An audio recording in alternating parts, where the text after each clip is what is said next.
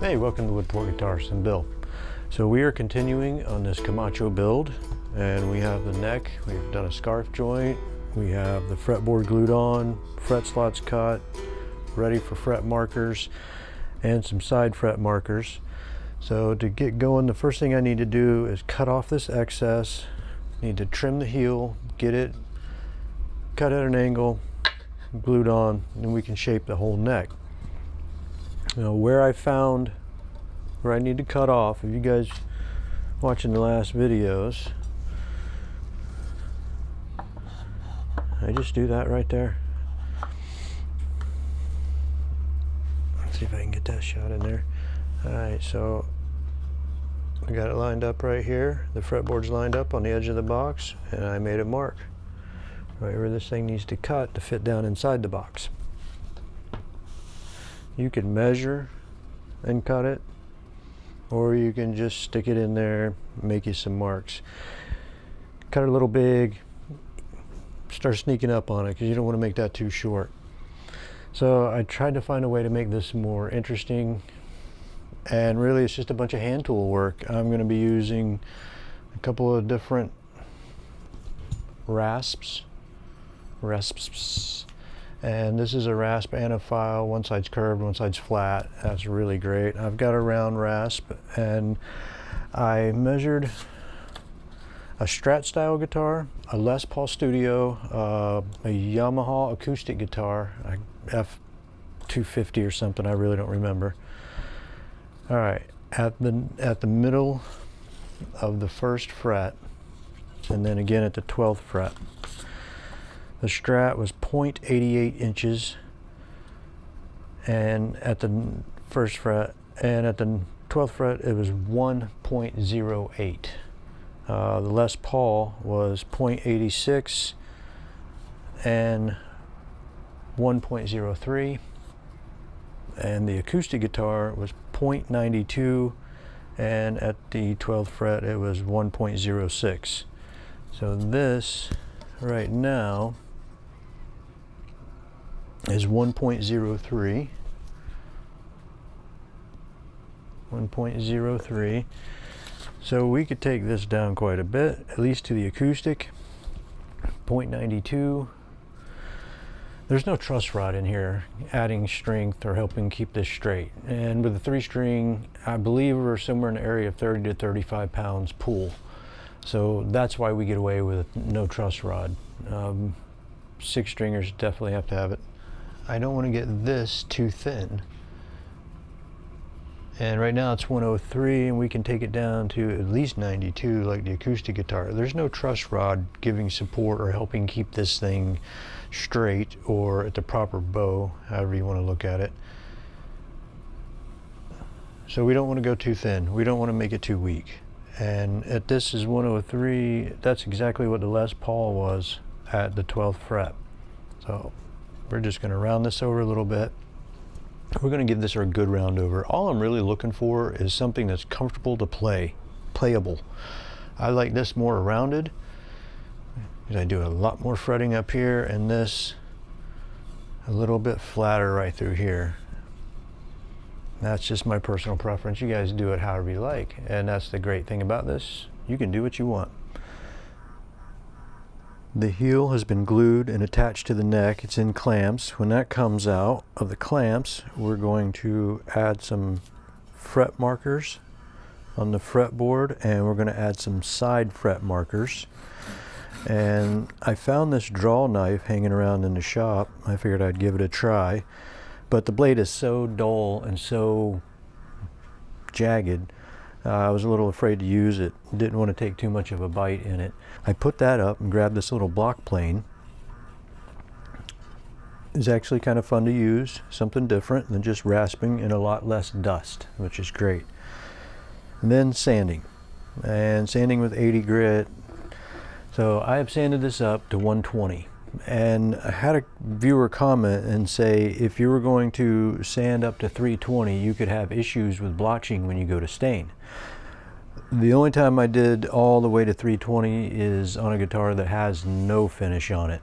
So usually I will take these up to 220 by hand and then do my lacquer coat, and then I use a 320 in between lacquer coats.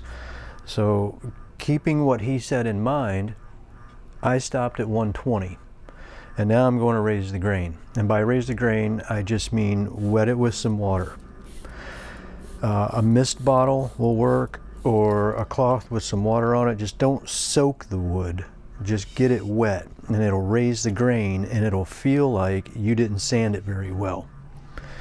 I'm going to sand one more time with 180, and we'll be ready for color. Now I'm a little nervous about the color because I'm doing something that's not traditional. It's not a stain. It's going to be whatever I can find, whatever I can make work. So let's hope that happens. Next thing will be tuner holes. We need to make a nut, put in the logo, serial number, and then we can take the box and get our neck slot cut out of it, get it prepped. But before I go, I want to give you guys a sneak peek of this amp. I asked my wife, I said, if you were a heavy metal fan, you were called a metalhead. If you were a fan of the Grateful Dead, you were called a deadhead. And if you're a Jimmy Buffett fan, you're called a parrot head. I said, it's not an insult. I mean, you say, hey, you're a Jimmy Buffett fan, you're a parrot head, and they'll probably smile and say yes, so it's not a bad thing. I said, what will you call somebody that watches a Woodport Guitars video all the way to the end? And she said, a Woody.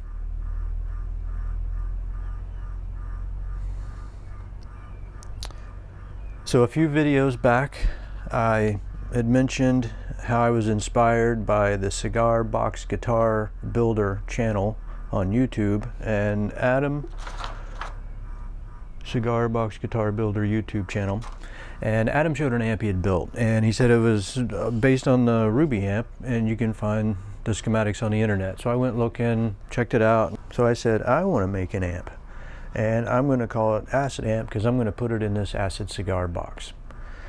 Well, I found the video 7 years ago. Somebody already did it. I got to go another route. So this is not the Acid Amp. Actually, I'm going to call it the 3904. It is the same LM386 that the Ruby amp has in it, that the Smoky amp has in it. I'm using a 2N3904 NPN transistor as a buffer. Ruby amp uses a JFET. I didn't have any JFETs. This is all stuff I actually had at the house. So just so you can see, and give me just a second, let me move this other camera and get a closer look at what we got going on here. Let me bring her down. It's still kind of hard to see, but basically that's the 3904. All right, so it still has the same distortion that you had on the Ruby amp.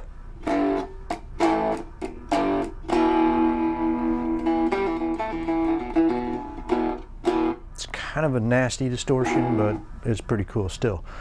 And let me turn that way down. This would be like the cleanest you can get.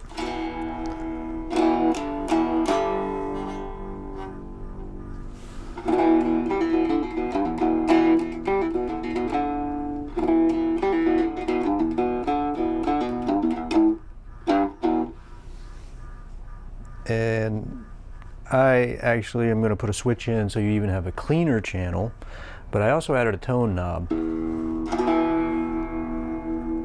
It really just takes the highs off. It's just a high-end tone knob.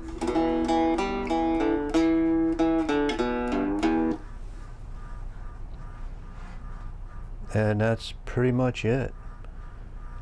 I do like the switch going to a complete clean. You don't get as much volume, but it is clean. And you can't see the speakers. All right. Let me get you a shot up here. All right, this is a little bitty speaker that I got from a TV. And you can see the Audix i5 is actually just a few inches away. All right, Get back over here and beat something up on this end of the table. This uses the 2N3904 NPN transistor as a buffer stage before the LM386 power amp. Now I plan to move on to a TLO62 or TLO72, whichever one it is I have here at the house. And I can use, it's a dual op amp, so I can use it for a buffer stage and a gain stage or preamp. I don't know if I'm going to keep playing with this amp or not, with this 3904, but what I think is cool is that I made it with stuff I have right here at the house. So I am going to do a video on this amp, and it will probably get a bit nerdy because I'm going to go into the circuit a little bit and what I did and what I learned and where I learned it from, and I'm going to give some shout outs to some people. All right, thanks for watching. Thanks for hanging out for the whole show. If you haven't subscribed, please do. And if you are subscribed, check your subscription. YouTube's unsubscribing people left and right. I've had to resubscribe to a couple of channels. So please like, comment, share. All those things really help, and I really appreciate it. So until next time, have fun, because I am.